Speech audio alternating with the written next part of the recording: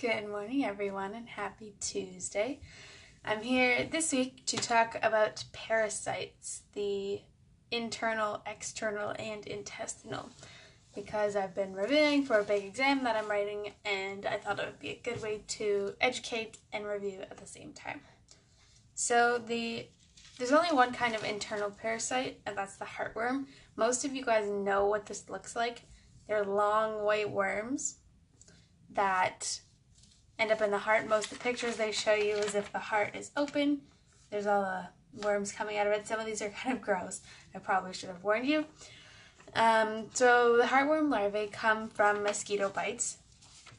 And within 6 months, the worms travel through the blood to the heart and the lungs, and the adults produce microfilary. Most dogs maintain a low level of infestation, so even if they appear healthy, they may still have some internally. 25 to 50% become immune after being infected in heavy heartworm areas. And the worms can obstruct blood flow and form clots. Your dog can actually die from this. Signs include coughing, lack of appetite, poor health are the beginning stages. The more serious stages are exercise intolerance with a very rough coughing, fainting, and heart failure. Now, blood tests can confirm it because they can test for the presence of certain things in the blood. Most of the prevention are the little brown square pills that you give your dog during heartworm season. Unfortunately, the ivermectin pills tend to have a lot of side effects, and I got all this information from my canine pathology book, and it was written by a vet, so the vet knows fairly well. There is a homeopathic nosode for heartworms, so if you haven't heard of that, that's a good alternative. Kaya doesn't get heartworm anything because I work on keeping her natural via regarding fleas and ticks and heartworm and things like that. So that's the internal parasites. The intestinal, most of you guys will probably have heard of. They're all relatively similar looking. Some of them are just a lot longer than others. So the intestinal parasites can be passed through a mother's milk, through stepping on soil, and absorption through the pads of their feet, or physical ingestion of the host.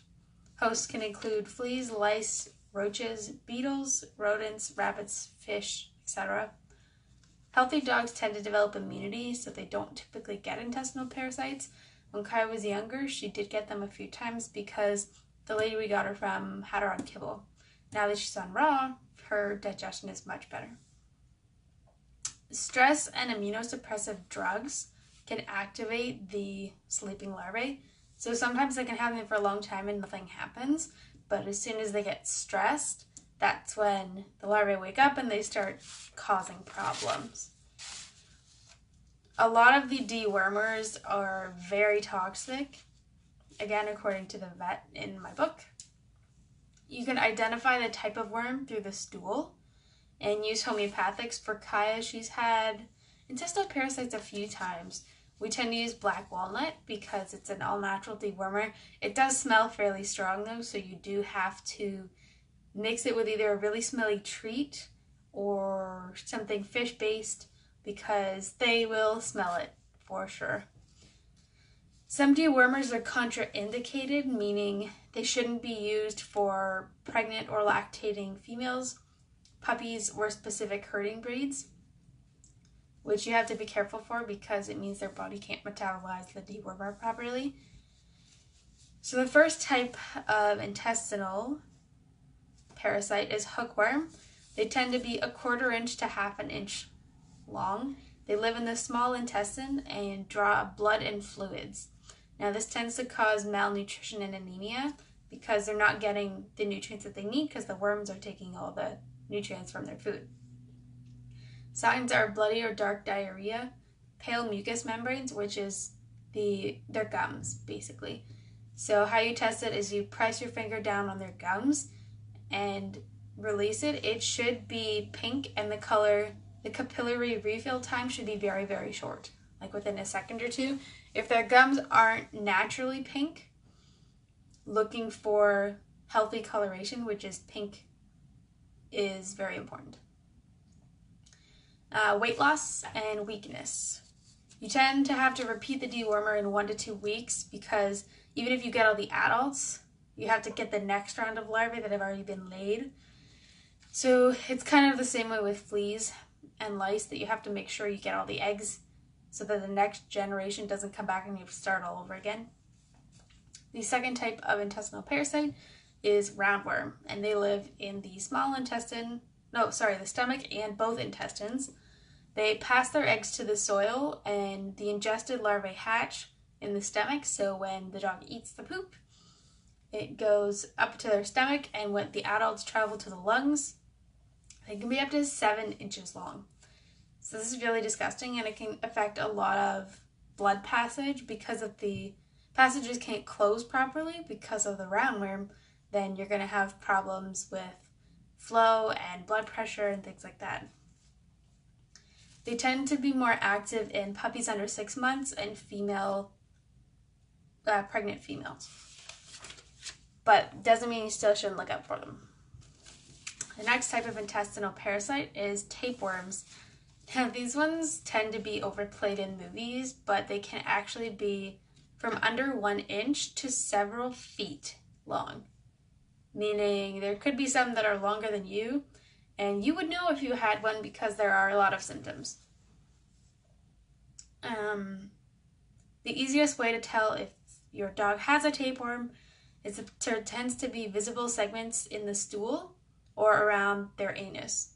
So if you look, there's going to be little white segments that kind of look like rice. They do require a host to complete their life cycle, such as fleas or lice.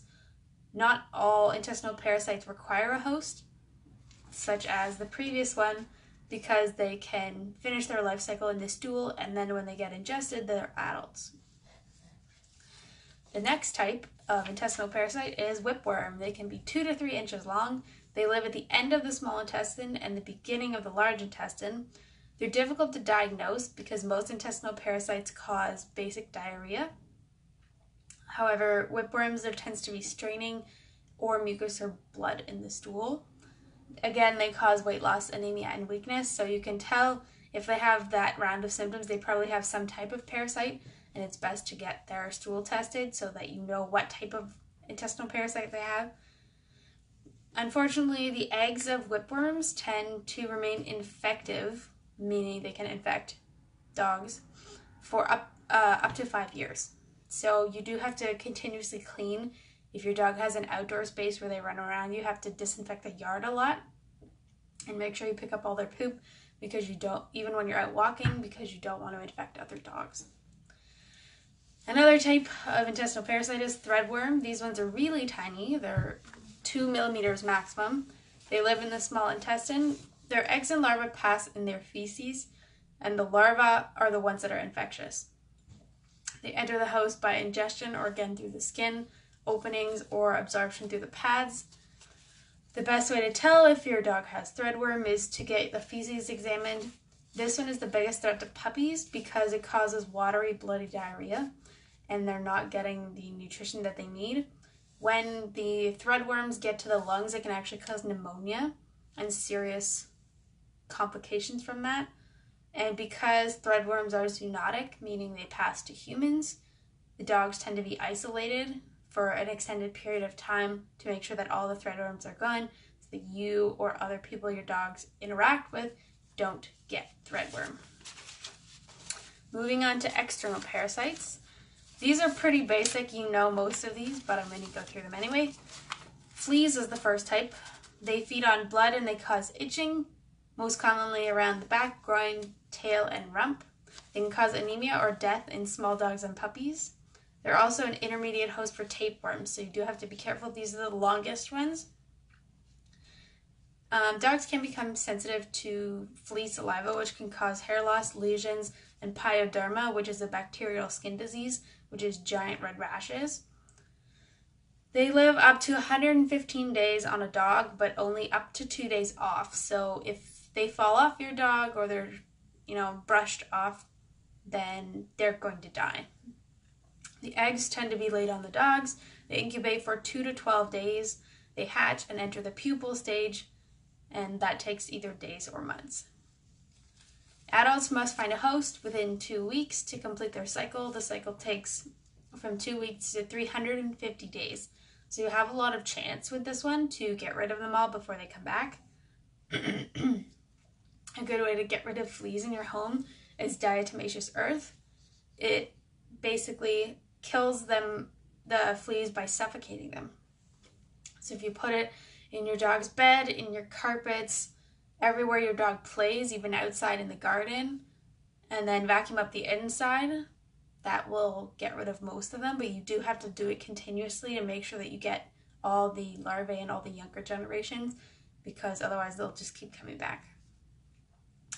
Lice are 2 to 3 millimeter wingless pale insects.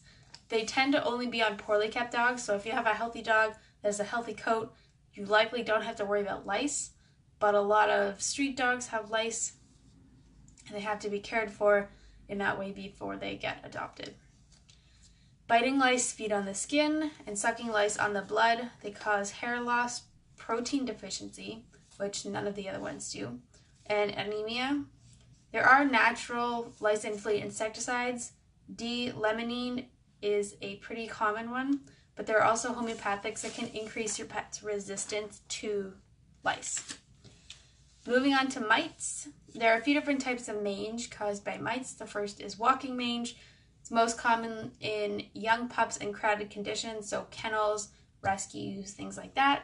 They tend to cause a red bumpy rash, and the flakes that resemble dandruff are actually the mites. Most of the mite conditions require heavy bathing and scrubbing of the skin to get rid of all of it, but there's got to be something better than that. I didn't actually look into this one, but look into natural alternatives for this, like a homemade shampoo that's maybe less toxic but will still suffocate all in mites. The second is harvest mites, which tend to only be late summer to fall. They live in decaying vegetation and are only parasitic as larvae. They look like red, orange, or yellow specks between the toes, around the ears, or mouth. They suck blood, cause itching, sores, and scabs. The next type is demodectic mange. It's a mite living in the hair follicles that cause hairless patches, and sometimes the hairless patches do spontaneously clear after a year, but it can cause skin thickening, and if Staphylococcus bacteria gets into it, it can cause very severe complications. The next type is sarcoptic mange. It's a scabies bite that burrows into the skin. Again, it causes itching, irritation, and skin thickening. The last type is otodectic mange. This is actually ear mites. And usually you can tell if your dog has ear mites if you just look at their ear, open the ear flap and look at it. They cause crusty and scabby ear canals, and they typically have a brown, waxy discharge. So it basically looks like coffee grounds, and it smells really bad. If you're not sure, take a picture and show it to your vet. Take your dog to the vet, because they can cause a lot of complications, especially in the ear canal. The very last kind of external parasites are ticks, and a lot of you know what these are by unfortunate circumstance. They're most common in the spring and fall, although with our temperature changes it's kind of hard, but the summer hasn't been too bad because it's been too hot. They are the only arachnid classified as arachnid external parasite. They do feed on blood. They're a carrier for several other diseases, such as Rocky Mountain fever and Lyme disease. You can get an allergic reaction to the saliva, which can cause several other itchy rashes. Certain ticks, if they're carrying certain diseases, it can actually cause paralysis. Anemia is another minor side effect. The two most common ticks in our area are the brown dog tick and the American dog tick. If you have questions about ticks, there is a section on the hygiene and safety page of my website that goes through what the ticks look like and the different stages.